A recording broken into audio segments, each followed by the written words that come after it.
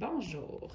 Donc, voici ici là, les étapes qu'on va utiliser en classe ou en sous-groupe ou en 1 pour 1 en suivi en orthopédagogie ou en orthophonie pour travailler la segmentation phonémique.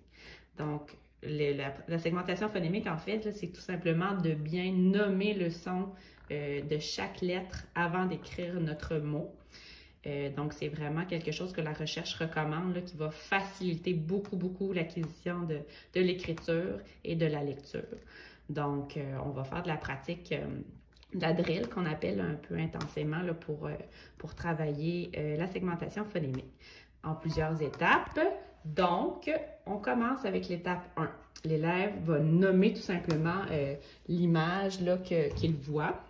On va y aller comme ça, là, on va donner des cartes imagées. On n'aura pas le mot décrit en dessous parce que sinon, ben, l'enfant, il va voir la réponse.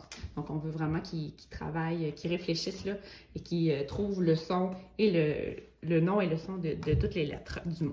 Donc là, on a le mot bébé que l'enfant va nommer. Ensuite, étape numéro 2, il va nommer les sons qu'il entend. Donc, dans bébé, j'entends B et B et. Ensuite, étape numéro 3, on va faire des tirets pour chaque son entendu. Donc, B, et, il y a 4 sons. Ensuite, étape numéro 4, les deux élèves ensemble vont vérifier si les tirets qui ont été dessinés correspondent au bon nombre de sons. Donc, ensemble, on va mettre le doigt en dessous et on va vérifier s'il y a bien 4 sons dans bébé.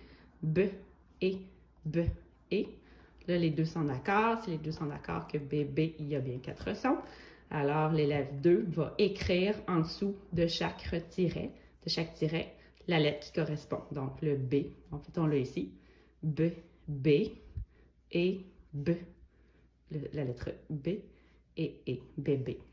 Donc, on voit ici si la graphie qu'on doit écrire à plusieurs lettres, bien, on va tout simplement là, écrire les 3 lettres sous la même ligne parce que chaque son entendu peut s'écrire avec une lettre, 2 lettres ou même 3 lettres.